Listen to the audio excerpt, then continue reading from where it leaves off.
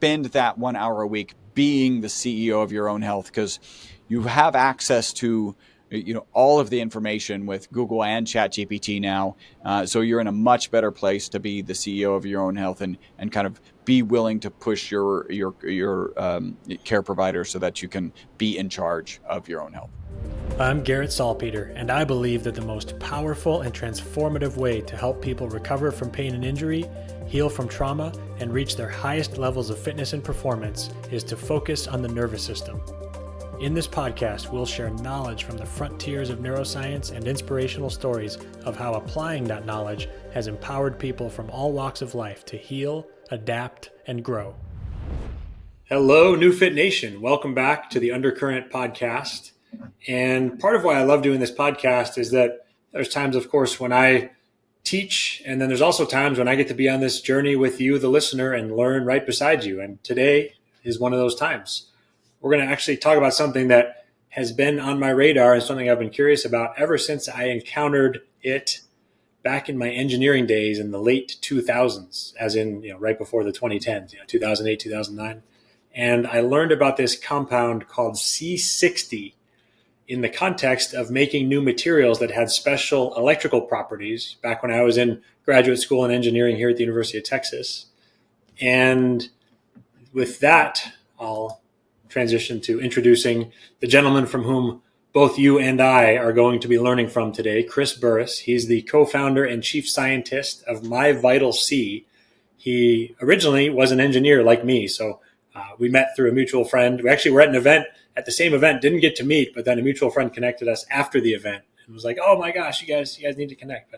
So I loved hearing his story. He's a scientist and engineer turned entrepreneur. And MyVitalC is the maker of a special type of C60. So we'll talk about what that is, why it's, for example, won a Nobel Prize, and what it might be able to do for human health. And Chris, in addition to being the co-founder and chief scientist of MyVitalC, is also the author of a book called Live Longer and Better, and host of a podcast called Live Beyond the Norms. And I actually had a great time appearing on his podcast recently. So that'll be out, I think, actually a month or so after this episode comes out based on the schedules. But I've really enjoyed getting to know him, and excited, Chris, to welcome you to the show today. Garrett, thank you so much for having me. We had a great time, got into some great details when you joined me on the Live Beyond the Norms podcast. I've used your service. It's helped me, right? I'm back to sprinting. So that's exciting. I was having a lot of kind of cramp issues and Achilles tenderness and plantar fasciitis type problems. They're not totally gone, but I haven't continued. Like, I need to get back and do the service. The service provider in the Houston area was like, they were like, "What's your goal?" I was like, I would like for 0 steps in the morning to be painful, right? And it's not excruciating, but you feel it. And she goes, "That's the last thing to go," right? Like, that's the thing where over the night you've been in a fixed position. Anyway, technology is great. I'm glad that we're connecting again. And I'm going to share, because this is pretty cool. So we kind of connected on this C60 molecule, right? This soccer ball shaped molecule. I was at a JJ Virgin's event just this weekend, and a guy came up and he was like, "I'm going to surprise you. I know exactly what that molecule is. It's C60. My ex used to work with Dr. Smalley's group. That's the group that actually discovered the molecule. And so he knew all about it, and he knew all about nanotubes. And so it was cool to connect on that level. And I've had those small world stories from time to time. One time I was in line for Southwest Airlines. The guy next to me is the current. So Richard Smalley passed, and his widow was married to the guy in front of me that I was chatting with. Right. So it was like, this is the guy without him, I wouldn't have a business and a career and all sorts of things. So it's really cool when you have these kind of moments of connection with people from various places. Oh yeah, that's awesome. I think those moments of serendipity, if you will, are good signs that we're on the right path, respectively, here. So I love that. And if you're listening, you did not see Chris held up a model of a C60 molecule, which does look like a soccer ball. And it is C60 means carbon 60. So he also talked about nanotubes. There's really, carbon takes these really interesting forms. When you look at it at the atomic level, carbon, of course, is the backbone of carbohydrates and fat molecules, things like that. Carbon, hydrogen, and then there's also these materials that are very interesting, like the C60 molecules, like graphene, which is a one layer of carbon, and then there's also the nanotubes that Chris was just talking about. So carbon is a fascinating atom, and it takes these molecular forms where the atoms join together and create these structures that are very interesting. So we'll get into that. Before we do, Chris, can you just tell us a little bit of your origin story? How did you get to be the C60 guy and start a company around this product and this molecule? So, and this is all kind of outlined in my book, Live Longer and Better, as well as the discovery. By the way, there is a book called The Most Beautiful Molecule. So this soccer ball shaped molecule that we call ESS60 the guys who discovered it won the Nobel Prize. Well, let's talk about that. So the molecule was actually discovered in 1985 at Rice University. And the three scientists who discovered in 1985, three scientists who discovered it won the Nobel Prize in 1996. My company, my lab, started manufacturing it in 1991. And the way that works, so I always knew I was going to be an entrepreneur. And that's outlined in the book. I won't get into that now, mostly because it's not as altruistic as I wish the story would be. It kind of had it has to do with a Lamborghini and a 14-year-old wanting one. So I always knew I was going to be an entrepreneur. And when I was time to go to college, my path that I thought made the most sense. By the way, when I went to college, there were no entrepreneurship programs back then. And when I did research for the book, there was actually only one entrepreneurial class in the country. So this just wasn't a course of study. And I don't think I would have gone down that course of study anyway, because my thought process was, remember, I know I'm going to be an entrepreneur, but I don't know in what capacity.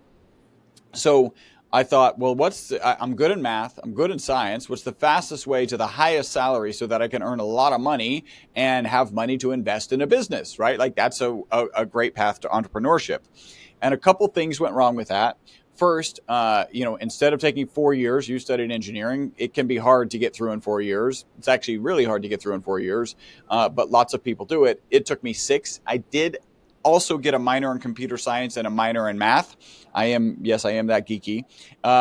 And the other thing that kind of went wrong with the plan was I started a company when I was still in college, right? So I graduated in 93 and started the company in 1991. The way that happened, my business partner was working at the Texas Center for Superconductivity. That's an organization housed on the University of Houston campus. And he was separating the material. So it had recently been discovered. It's not even on the other side of the city, Houston, at the next campus next to the University of Houston. So it was discovered there. They started working with it because it does have superconductivity properties. My business partner was separating the different molecules. So you don't just have carbon 60, you have carbon 60, carbon 70, carbon 76, carbon 84. And you have to isolate those materials in order to work with them individually. So my business partner, Robert, was separating those. And one day his professor, Professor Paul Chu, who's actually really famous in the superconductivity world, we used to call that building that they were working in Chu's Castle, right? Because it was his fame that made that building. And so Dr. Chu comes in and he says, hey, you guys are a bunch of young kids. This molecule is selling for $6,000 a gram. You should start a business making this. And my business partner, Robert, is from an entrepreneurial background. I kind of joke he did a back of the napkin calculation, which had only one line, $6,000 a gram. That was it. And then he was off to build the equipment. And they brought me, he actually had another business partner at the time, they brought me in to help with the drawings, help with the design. In order to manufacture this molecule, you actually have to vaporize graphite at the temperature of the sun, right? Because graphite's one of the hardest materials on the planet to vaporize. So you got local temperatures of the sun, you're rotating the rods, they have to be, the environment has to be devoid of oxygen and at a slight vacuum. So there's all sort of really challenging production things to accomplish. and they brought me in to help that. And so we've been manufacturing it since 1991. Wow, that's very cool. Very cool. So, why did the was it Dr. Talley who won the Nobel Prize? Is that what was the name? There were three: Dr. Smalley, Smalley. yeah, Thank you. Dr. Smalley, Yeah, Dr. Curl, and Dr. Croto. yeah. So, why did they win the Nobel Prize? What was the wording from the Nobel Committee in Sweden? They said they're awarding this to the people who discovered C60 because blank. Yeah, so the molecule performs as well or better than the current best material in almost every application. So it makes better inks, better batteries, better tires, better photocells. And you may be wondering, like, well, why don't we have Bucky tires and Bucky batteries? By the way, that would be really cool. Just Bucky batteries. By the way, Buckyball is a nickname. So the molecule ended up being named after Buckminster Fuller, who brought the geodesic dome to prominence. The geodesic dome and this ESS60 soccer ball shaped molecule have the same structure, so they call it affectionately a Bucky ball. And it would just be cool to have Bucky batteries. And you may wonder why we're not seeing it in all those applications. It's just expensive. I think, as I described, you're vaporizing graphite at the temperature of the sun. This is a very expensive molecule to manufacture. The other thing, one of the other reasons that they won the Nobel Prize is there's actually a new symbol in chemistry because of this molecule, right? It was the first closed cage molecule to be discovered. Most molecules have dangling ends that can be bonded or not, like if they're have complete electron fields, then they won't bond readily with other things. But they typically have a dangling end that is available for bonding, whereas this molecule doesn't have a dangling end, right? It's a closed cage molecule, again, looking like a soccer ball. So every atom in the molecule is attached to, on multiple sides to another carbon molecule. What that means is there's actually a new symbol in chemistry because of this molecule. We're all familiar with the @ symbol, right, from our email addresses, but now @ has been added to the language of chemistry, which may be one way you're going to win a Nobel Prize, right? If you're adding symbols to the language of chemistry, you're probably going to win a Nobel Prize. So lanthanum, by the way, this is because the space inside of this soccer ball shaped molecule is big enough for any atom on the periodic chart to fit inside of. So you have lanthanum at C60, which means lanthanum physically trapped inside of the cage, not covalently bonded or ionically bonded to the exterior of the cage. And that's very unique. So you have lanthanum at C60. So adding a symbol to chemistry, the molecule. What number is lanthanum on the periodic table? I don't recall offhand. I don't remember. One of the bigger? Is that one of the bigger? Is that like I'm not 100? sure. It probably isn't, because that is something that is just a chemical. I was just wondering. I mean, I guess I was wondering if there was a point there about, like, the biggest atom on the periodic. This is the biggest atom on the periodic table, which means it has the most protons and neutrons, and it can fit inside this thing. It sits in the middle, so its atomic number is 57. So it's somewhere pretty close to the middle. Carbon is 29, right? So it's kind of in the middle. But literally any atom in the periodic chart can fit inside of it. That's how big that void in the middle of the cage. And I'm not a very braggadocious person, but I've come to accept this, and this is the strongest way that I'll say it. We were manufacturing the molecule in 1991. They won the Nobel Prize in 96, so a full 5 years before they won the Nobel Prize. It's not unreasonable to suggest, that's me being a braggart, right? It's not unreasonable for me to suggest that because we were delivering commercial quantities of this material to research institutions around the world, they could work with the material, understand how valuable the material was, and that was a piece of why they won the Nobel Prize in 96. Nice. So you should get a little trophy or something from the Nobel Committee, right? Well, remember I mentioned I'm talking with the at the time then husband of Richard Smalley's widow, and I have to be honest, part of me was like, maybe she has access to the Nobel Prize. the actual physical Nobel Prize, the medallion, how cool would it be to be able to get a picture with it, right? Yeah, that would be cool. That would have been amazing, right? Having worked with the material since before they won the Nobel Prize, like that's pretty awesome. That didn't happen though, unfortunately. That is cool. I mean, it's cool. You had the scientific know-how, the entrepreneurial drive, and then luck is when preparation meets opportunity, right? At the timing, you happened to be at Choose Castle, and I like that expression, by the way. You happened to be that's pretty cool, right? And we're start working this material. So this Smalley and team discover C60, and it has these amazing mechanical and electrical properties. How then does that go from the electronics laboratory into biology? How do we start doing studies? Like what's the transition there to actually having some sort of biological relevance? So I think you're suggesting that, as I say, this molecule performs as well or better than the current best material in like inks, batteries, tires, and photocells, that your audience in general doesn't look to inks, batteries, tires, and photocells for supplementation. Is that? I think that's a fair assumption. So the story actually gets a little worse first, right? So it's used in these industrial applications.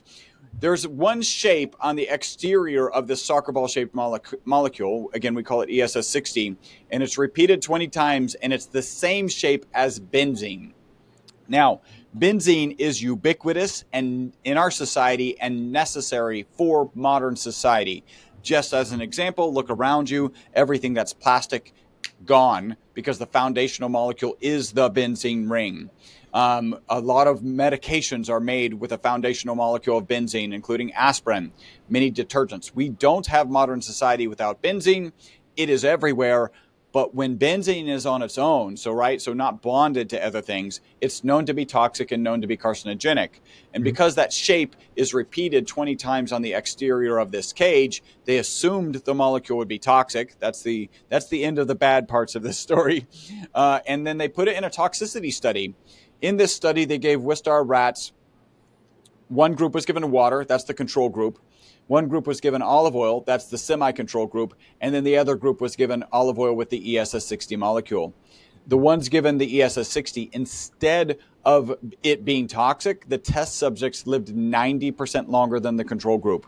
So the single longest longevity experimental result on mammals in history, and this is peer-reviewed published research, and I'm very proud to say my lab provided the material, and my lab is mentioned in that original study, is because of the ESS60 molecule in olive oil. And you can imagine that changed my trajectory from a joke that I was a happy-go-lucky carbon nanomaterial scientist, and kind of thrust me into the health space, where now I've written a book and have a podcast and I go to conferences. I just met somebody you might be partnering with. Like I get to live in this really amazing space. It's pretty wonderful.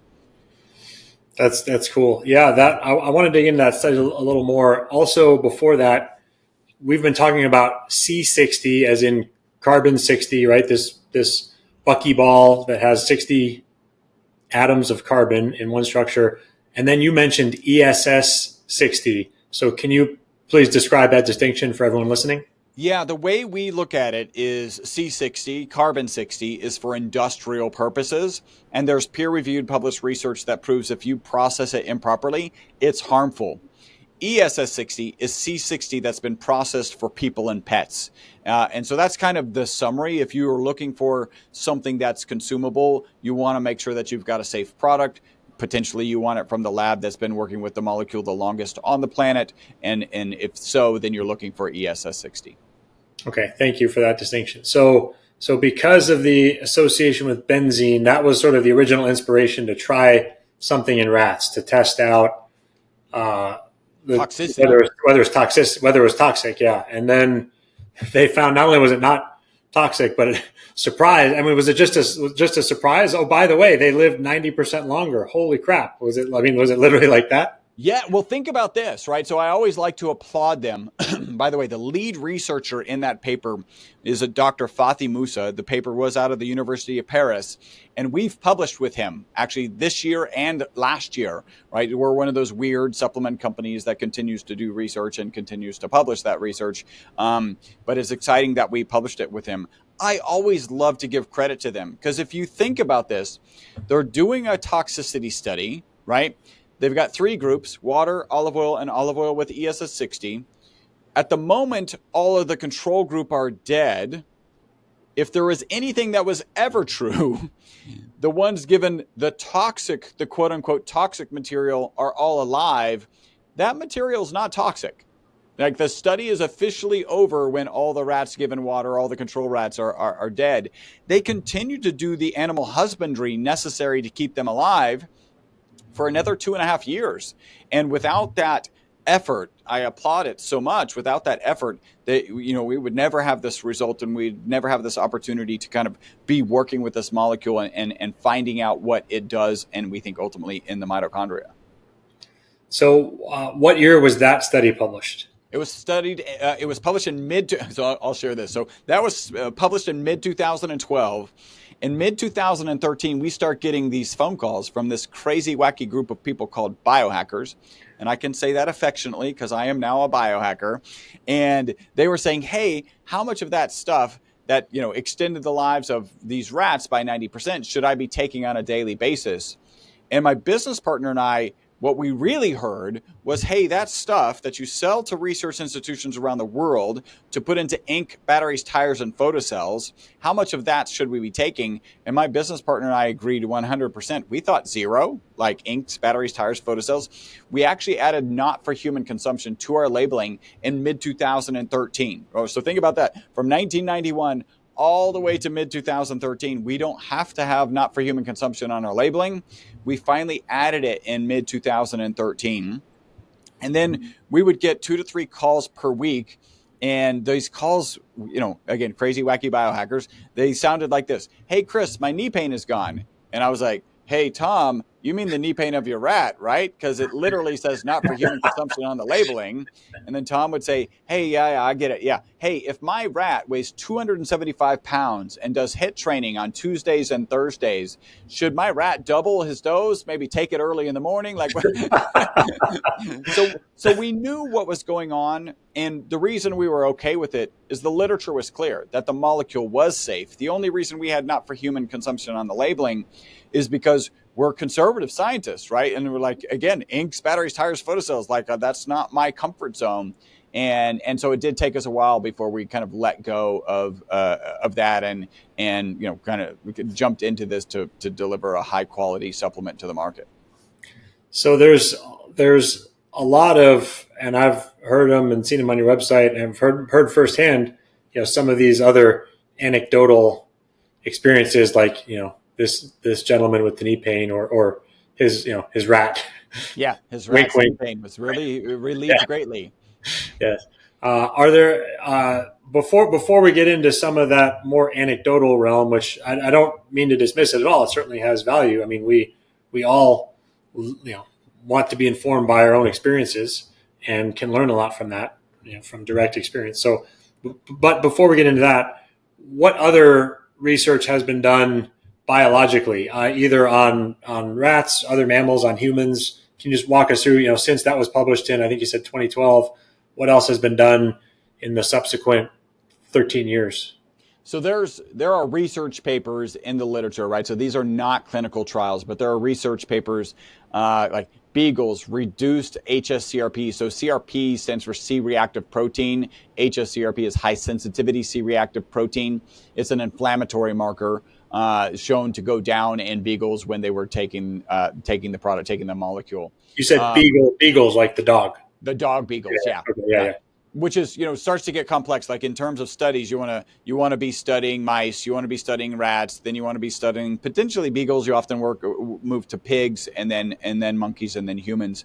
So that's one piece. There's research showing in the literature showing protective effects against EMF radiation and by the way, I'm not making claims on any of this, right? There's clinical trials that need to be done to start to make claims on it. Skin and hair improvements like wrinkle reduction. This is some work out of Japan. So there's one study that I think is pretty profound. In fact, it has it ties in with the original study. So at one point, my director of research came to me and said, "Hey, that original paper could have been like 5 separate papers because there's so many details in it." And one of them is that the fact that a typical Wistar rat lives out 32 months and has a known amount of tumor mass in its body, the longer it lives, the more tumor mass it has in its body. Even though the MyVital C rats lived out to 62 months, none of them had any tumors. Now, I've told that story to some people, a lot of people, and they're like, "Hey, cure for cancer." And my response is no. And then I follow that with another no. There's a big difference between dealing with a cancer that has metastasized and being a so-called cancer preventative, right? We know things as good as exercise, simple as exercise, good sleep, good nutrition can be cancer preventatives. That piece of the study kind of throws it in that realm. I will add, this is the study that kind of triggered me to tell that story, that piece of the research. There is a Petri dish. So I actually believe Petri dish is lower than anecdote, right? The reality is anecdotes are where hypotheses come from. If you look back to the discovery of penicillin, he noticed that around the fungus, there were no bacteria. So he had the theory that this was killing bacteria, and then he went out and proved it, right? When we hear somebody saying, "Hey, we've got knee pain," so we have a theory that this has a positive impact on knee pain, and then we need to go out and prove it. So that's where the research comes in.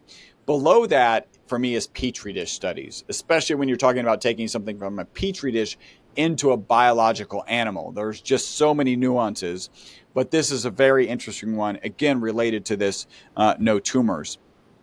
There's a study that shows in a Petri dish, you put healthy cells and cancer cells, and you introduce an anti-cancer agent, which is a poison, right? Your goal is to poison the cancer cells before the healthy cells. In the presence of the C60 molecule, when you introduce the anti-cancer agent, you have increased efficacy against the cancer cells and reduced damage to the healthy cells. So more cancer cells die, less healthy cells die, and that's a pretty profound response. And when we get into, well, I'm sure we'll get into the mechanism of action, but you'll see in reality, we should have head to toe research showing benefits from head to toe in almost, well, every animal model that I've seen it put into. And also, we should have head to toe testimonials inside of, our business. And we certainly have that. You mentioned the mechanism of action. That was next on my list. So we're thinking along the same lines here. From our conversations, from what I've read, it seems like, you mentioned mitochondria, at least in passing earlier. It seems like oxidative stress and antioxidant properties seem to be part of this. Can you talk about your perspective now, having been in this for, deep in it for 3 decades, and biologically at least for, 1 decade, looking at the biological applications? What is your take on the mechanisms of action? Well, if it's okay, I'll continue to kind of walk this timeline, right? So Yeah. You've got the 2012 study, mid-2013, we add not for human consumption to the labeling.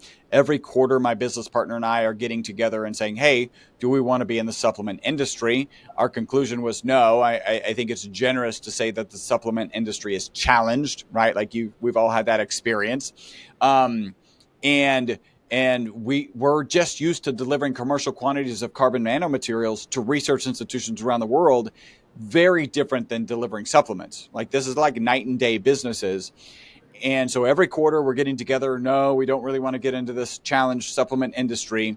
In this time frame, I actually found a peer-reviewed published research paper that showed that 50% of the supplements that this research group had purchased off the market didn't have in them what they said they had in them, right? Like just proof that this is a challenged industry.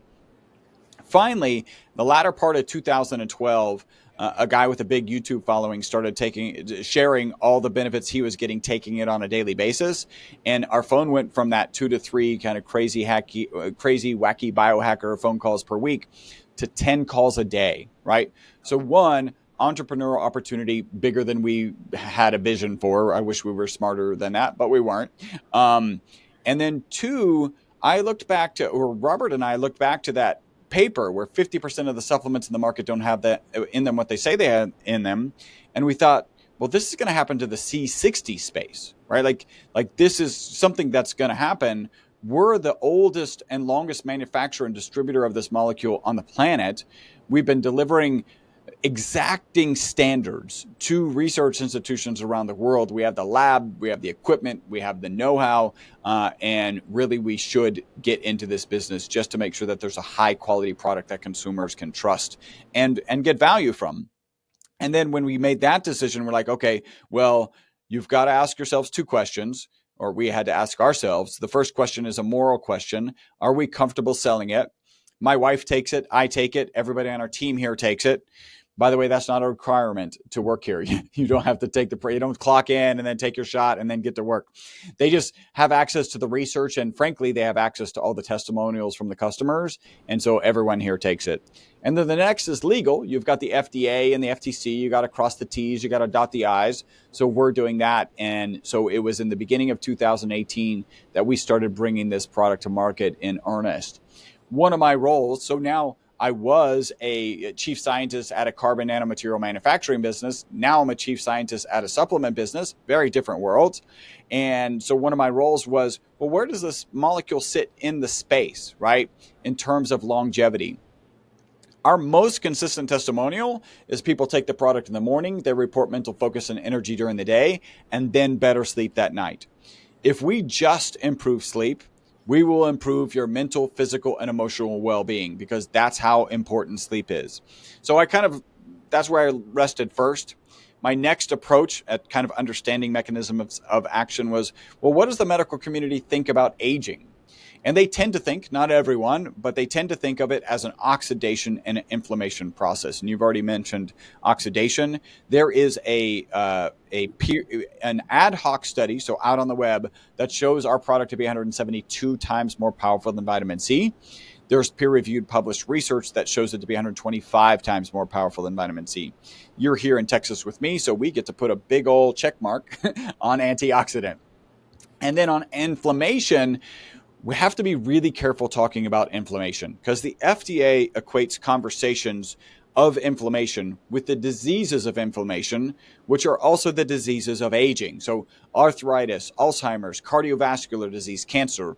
So if I come on your show and I say, hey, we address inflammation, what the FDA hears me saying is, we cure cancer, we cure cardiovascular disease, which is no, that's not what we're saying.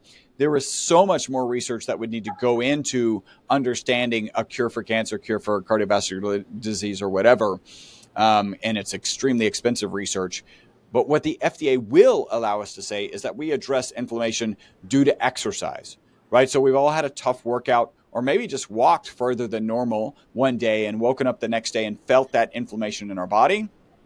At that point, we can say the FDA allows us to say that we address that type of inflammation. This kind of naturally leads into our boss theory, but I've been talking a little while, so in case you've got any questions about what I've covered so far, I'll make sure you got some time. So when you mentioned mitochondria, is the mechanism there that, as you mentioned, this is a very strong antioxidant. And mitochondria are damaged if they can't keep up with, the free radicals or the oxidizing agents. We've been talking a lot of chemistry today, so we can talk about oxidation, stealing electrons. That if that's happening inside mitochondria, it's causing them to diminish in function and eventually die.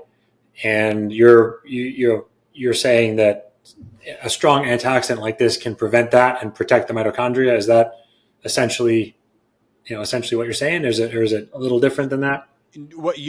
I've got two things. We'll get into kind of a sciencey perspective, and then I've got a nice down to earth analogy that I'll use. So what you're talking about is what we call the BOSS theory, buffering oxidative stress system. Mm-hmm. So we know from peer reviewed published research that this ESS60 molecule gets into the mitochondria. We also know from way back in the 90s when it was discovered that it can hold up to 6 negatively charged particles on the exterior of the cage. So what you're describing is darn close to what we think is actually happening. So just quick refresher, mitochondria, powerhouse of every cell. There's between 50 and 5,000 mitochondria in every cell in your body, except for blood cells, which have 0, and brain and neuron cells, which have 2 million. It is amazing how much energy our nervous system uses relative to our other systems. Just like you said, like every power source, there's a negative byproduct. You can think about your car going down the road. It has exhaust. You can think about a power plant. It's got a smokestack. There's smoke coming out of it. In the case of mitochondria, it is these reactive oxygen species. And internal to the mitochondria, there are the antioxidants, glutathione and melatonin. By the way, I like to pause here because remember, our most consistent testimonial is people report focus and energy during the day and then better sleep that night. Melatonin is one of the sleep hormone is one of the key antioxidants inside of your mitochondria. And it's actually made in the periphery in the mitochondria. It's not only made in the pineal gland, right? Yeah. So pineal gland actually has elevated amounts of mitochondrial in their cells, right? It's not at the 2 million point, and I do actually think it's above 50,000. But yeah, a lot of mitochondria is produced there, but that's just because there's mitochondria. Melatonin is produced there. Melatonin is just produced everywhere that there's mitochondria. So I love that parallel of kind of sleep hormone and in our sleep testimonial. So again, you've got these reactive oxygen species. You've got the glutathione and melatonin that manage those reactive oxygen species in an unstressed mitochondria. What happens when you stress it? And that kind of begs the question, how do you stress a mitochondria? And I like to point out, you just are alive in modern society. You have stressed mitochondria. And when that happens, that's when these reactive oxygen species can run around and do damage. I like to picture reactive oxygen species like little bumper cars. Everything they're slamming into, they're rusting, causing oxidative stress, oxidative damage, ultimately inflammation. And that's where we think this ESS60 molecule comes in. So again, we know from peer-reviewed published research, it's in the mitochondria. We believe it holds on to those reactive oxygen species so they can't do any damage until that mitochondria can replenish the glutathione, replenish the melatonin, and then they can manage them appropriately. So I promised a good analogy. I think all biological analogies should start with Mardi Gras. A lot of biology happens at Mardi Gras, so why not? So it's the end of Mardi Gras. You're on Bourbon Street, and you have these drunk reactive oxygen species on Bourbon Street running around, slamming into windows, cars, smashing, spray painting. And you have the New Orleans Police Department, the glutathione and melatonin, coming on to Bourbon Street, handcuffing themselves to those reactive oxygen species and getting them off of Bourbon Street. But what does the New Orleans Police Department do when they're overwhelmed? They take that reactive oxygen species and they stick it in a paddy wagon, right? They attach it to the ESS60 molecule. So now it can't run around and do any damage. And then when the New Orleans Police Department replenishes the glutathione and the melatonin, they can handcuff themselves to those reactive oxygen species and get them off of Bourbon Street. And that's why we say that the ESS60 molecule is the boss of buffering oxidative stress system. Okay, good description.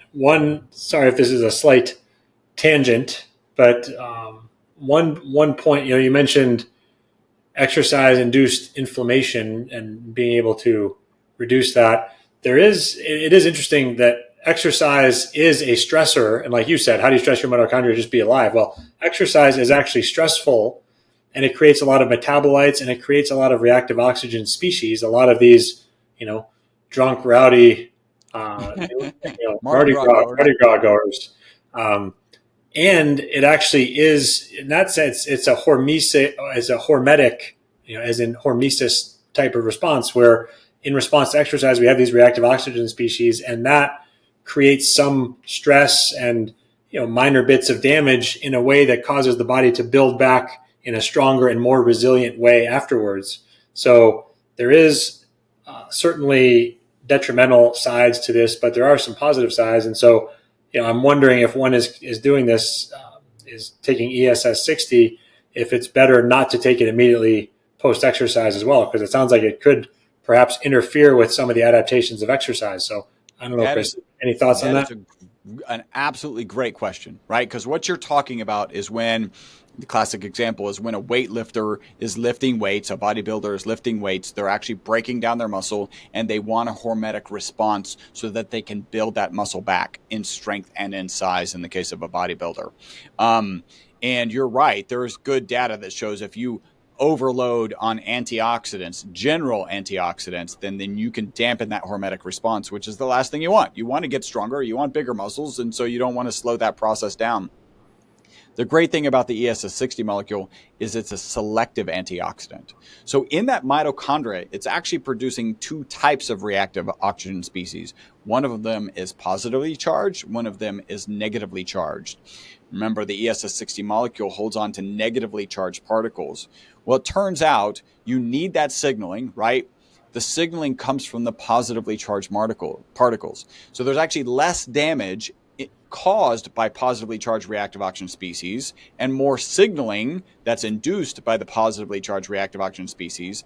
And in the case of the negative ones, there's less signaling and more damage. So we're actually, just like hydrogen is a selective antioxidant, the ESS60 molecule is a selective antioxidant. In fact, I'll tell this story. At the biohacking conference, not this most recent one, but the previous one, there's a bodybuilder by the name of Chris Burres. Big guy, super smart. He's like used to write for almost like all the magazines. Oh yeah, he's a great guy. I know Chris. He's used the newbie, and we've connected over the years. Great guy. Yeah, he's amazing. And he came by my booth and he was like, "Hey, I'm going to talk about you tomorrow." And in my head, right, the very humble head, I was like, "Oh, he's going to talk about antioxidants and anti-inflammatories or whatever." So, and I almost didn't go to the talk. I'm so glad I did, because the last 5 minutes was about my Vital C, right? It was about the fact that it's a selective antioxidant that that doesn't dampen the hormetic response and has the protective effects. So in the case of bodybuilding, I'm actually changing my dosing to take it because I've had customers share, when I take the product before my workouts, it's dramatically reducing the soreness that I experience from that workout. And so I'm in the process, like, it's in my routine, it's in my coffee routine, but my coffee routine is after working out and I need to get it in before. And when I do, I believe, right, I've only done it a couple of times, that I notice a difference. So again, reducing the I've got one more analogy. It's not as sexy as Mardi Gras, but I've got one more analogy. So you're right. Stress is actually really important for us. And if you're ever debating that, think about astronauts when they come back from space. Their health is like a dumpster fire. Their bone density is decreased. Their immune system is compromised. And that's just from lack of the stress of gravity. So I like to picture us kind of physiologically like a prairie, beautiful prairie grasses and flowers, and that gentle rain is the stress that keeps you in the right space, right? But what happens when you overstress it? What happens when a deep, dark cloud comes in and starts pouring rain down in one spot, like a stream? It's going to do damage. And that's where we think the ESS60 molecule comes in.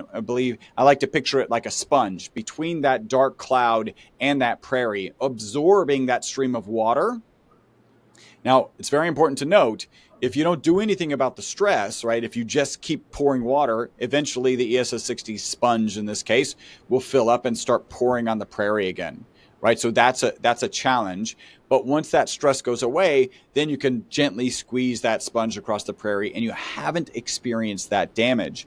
We may have touched on this. Do you know Anthony Kunkel, the 2-time U.S. ultra running champion? I don't know. Okay. So he's a great guy, 2-time U.S. ultra running champion. He won a U.S. championship at 50 miles, a U.S. championship at 50K.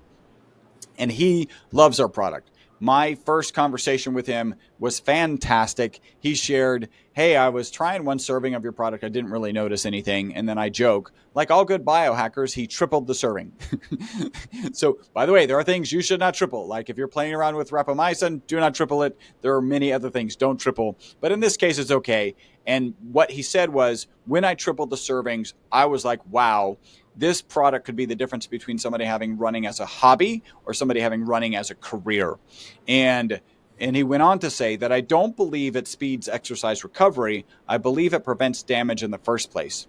And the reason he said that is because on the last 5 miles of a 50-mile run, by the way, a phrase you're not going to hear ever again, where strength and stability were previously a problem, they're now, well, you're in this industry, so you may hear that every now and then, but where strength and stability were previously a problem, they're now no longer a problem.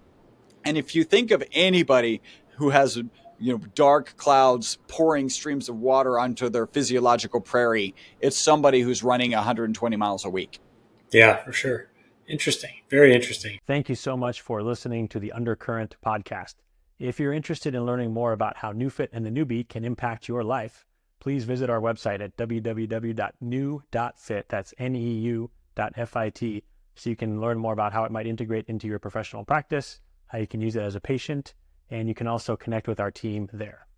I've been trying this now for call it 2 weeks, and my sleep is already very good. I'm very my nutrition and my exercise, and I get outside. So my routine's pretty dialed in. So there's times where I felt like, maybe I feel a little better. It's tough to say though, because I really take this seriously, and it has been interesting though to notice that my Whoop in the last 2 weeks since I've been taking it, I've had more green days than I would have expected in terms of recovery. So I'm seeing a little bit. So I'm intrigued, and based on everything, it's one of these things that I definitely think is worth trying. So well, I can share, right? So this is interesting. We're currently starting 2 trials. One trial is an HSCRP trial. That stands for high sensitivity C-reactive protein. Yes, that's the same stuff that was improved in the beagles in the study that we mentioned previously. And the reason we're starting that is because a Dr. Lane Young came up to me at the A4M Longevity Fest. And he said this, and he said it once, and I was like, Dr. Young, I have to record it. So I've got a recording of this. He said, Chris, I don't care if you're male, female, pre-surgery, post-surgery, cardiovascular disease, otherwise healthy, your product helps reduce elevated HSCRP numbers. And he was talking about somebody who is at a 9 into normal ranges, so 0.9 in 4 to 8 weeks. Wow, that's a big deal. I spoke with an oncologist later, like after that story, told him the story. He was like, wow, 9 to an oncologist means you have cancer until they prove otherwise, right? That's how serious that inflammatory marker is. And then Dr. Young went on to mention that they're seeing improvements in HRV and sleep between 20 and 60%. Now, one of the things that's interesting about sleep, right? Remember, our most consistent testimonials related to sleep. Well, the first interesting thing is, remember, you take it in the morning and positively impact sleep at night. So what do you know that you can take in the morning and positively impact sleep at night? So we know that exercise in the morning will help you sleep that night. We know that, you mentioned it, sunlight, right? Getting exposure to the sun in the morning will get your circadian rhythm in line with the rising and falling of the sun and give you better sleep. But to take something, I've continued to ask people and still haven't gotten a response of like, what can you take in the morning to positively impact sleep?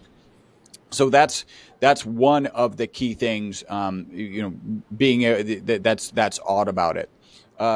I will also mention in the 2 weeks I mentioned I had more green recovery days, and my average restorative sleep, I usually get about 3:20 to 3:30, 3 hours 20 minutes to 3 hours 30 minutes of restorative sleep. So between REM, a combination of REM and deep sleep combined, and it's been up, probably an average of 10 minutes per night. So I am seeing, I think there's something to it. Of course. It fits with a story, right? Like that's what you're just kind of wanting to understand from an anecdotal story or a collection of anecdotal stories. Is like you said, you want to try it for yourself.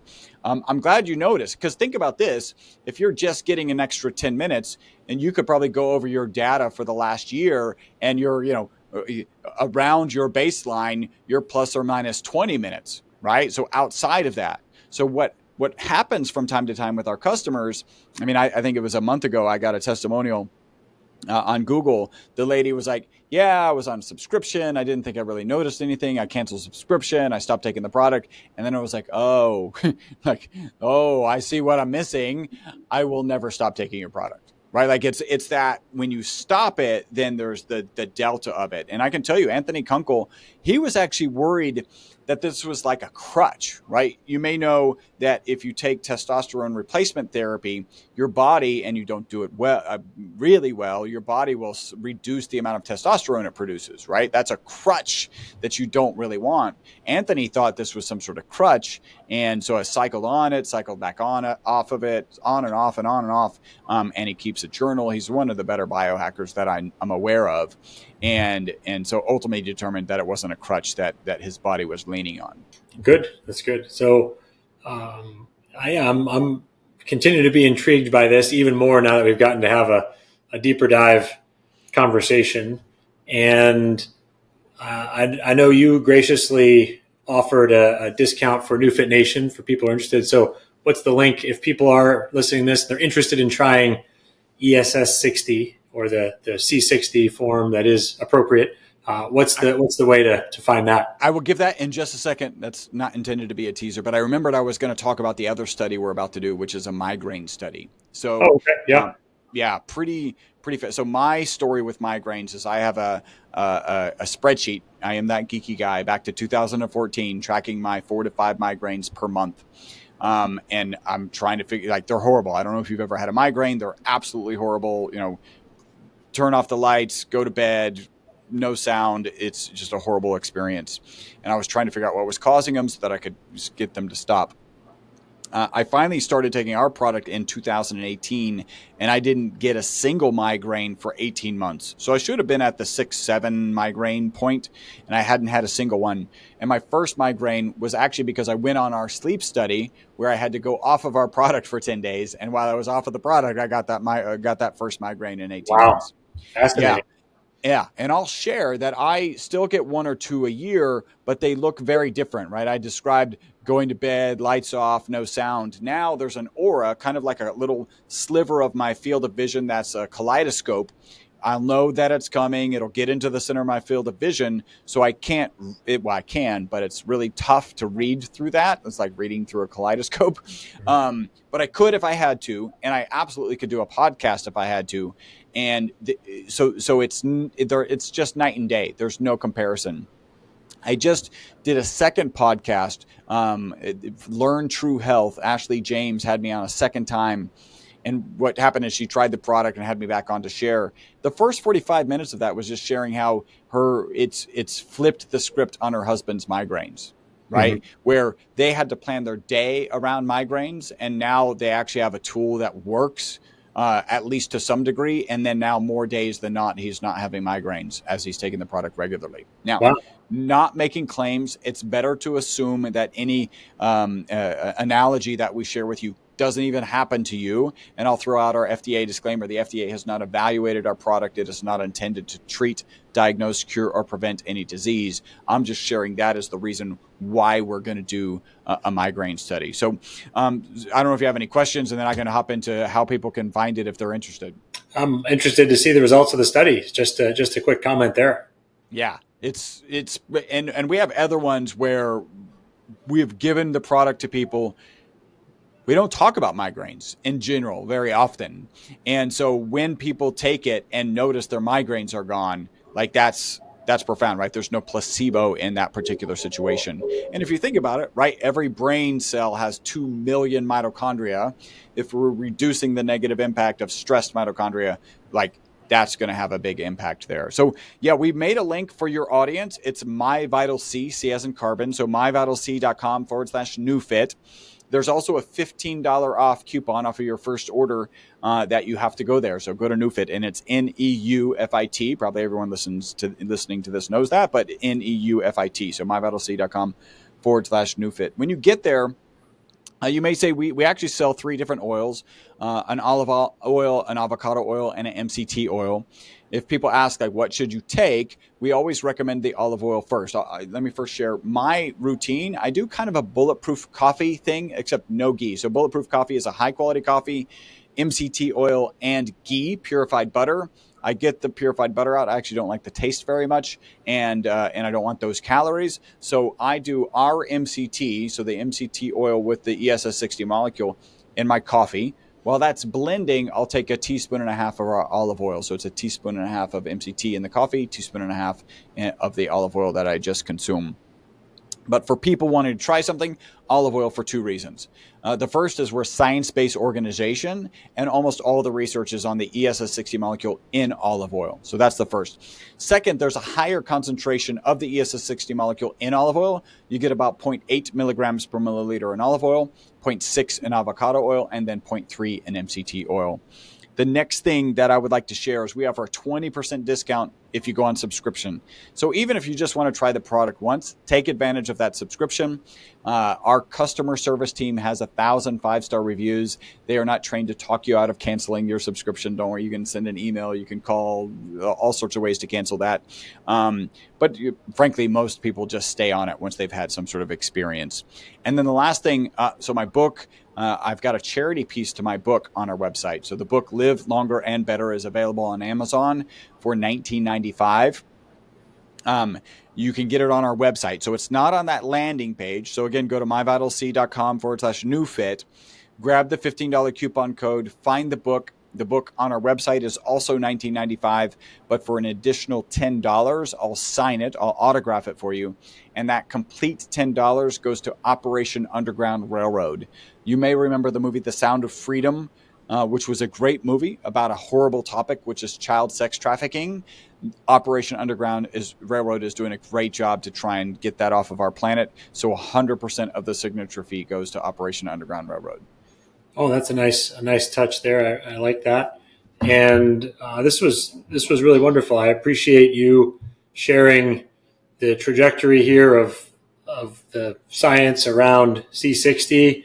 I think there's a really fascinating entrepreneurial lesson that we can draw here. So, many of you listening to this are practice owners. You have a business of your own, and one of the biggest lessons, I think, is literally surviving, right? It's staying in the game long enough so that when that opportunity comes up, you're there, right? Luck is when preparation meets opportunity. So it's not, for Chris, there was the opportunity. It was the scientific preparation meeting his opportunity of being able to create this C60 in the first place for industrial uses, but then it was already being the established leader in the field of making it when this study came out, and all of a sudden there was this whole new application to apply it, biologically as a nutrition supplement or nutritionally. So being able to be in business, at the right time when these opportunities happen, and then being able to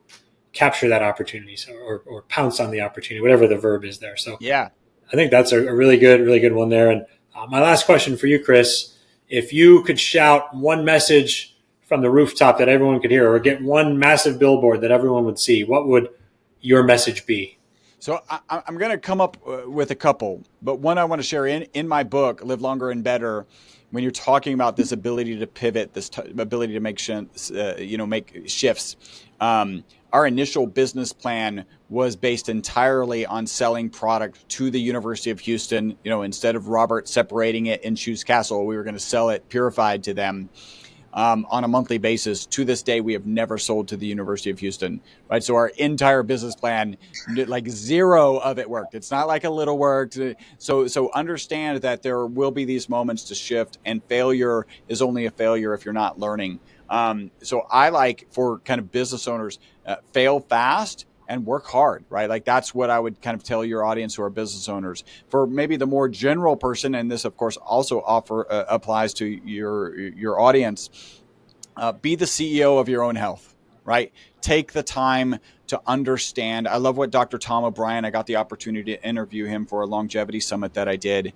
He wrote the Autoimmune Fix.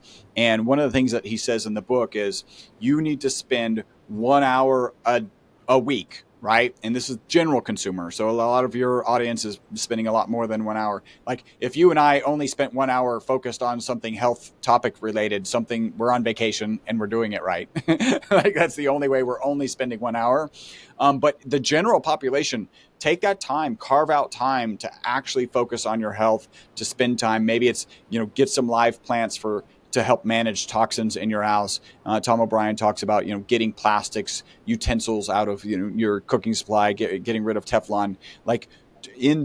Spend that 1 hour a week being the CEO of your own health, because you have access to all of the information with Google and ChatGPT now. So you're in a much better place to be the CEO of your own health and kind of be willing to push your care provider so that you can be in charge of your own health. I love that. That's a great billboard. Be the CEO of your own health. Thank you, Chris. I enjoyed talking with you again, as I have in our prior conversations. Of course, this was a great opportunity. I learned quite a bit from you here, and I appreciate the story, the narrative about your career and this molecule, and a lot of the insights that you shared. And I'm excited to. It's funny. I mentioned I've maybe noticed some things in my Whoop. I don't know. I've been taking the MCT version, so I'm going to switch to the olive oil now to get the more potent one too. So I'll just leave that as a comment. But I appreciate you coming on. Thank you for the work that you're doing. You got one more comment there? I got one more thing I realized. So on the link, there is a place. I did do a longevity summit. I was fortunate. I got to interview Dave Asprey, Ben Greenfield, Stephen Gundry, Tom O'Brien, like I mentioned. Mm-hmm. So there is 18 biohacking tips that I collated from all of these experts. And so you can get that at that same link. So just, again, go to myvitalc.com/NeuFit. In exchange for your email, we'll get that 18 biohacking tips to your audience. Awesome. Very good. Thank you for that. So thank you again, Chris, and NeuFit Nation. Thank you for being here for another episode of the Undercurrent Podcast. We will see you next time.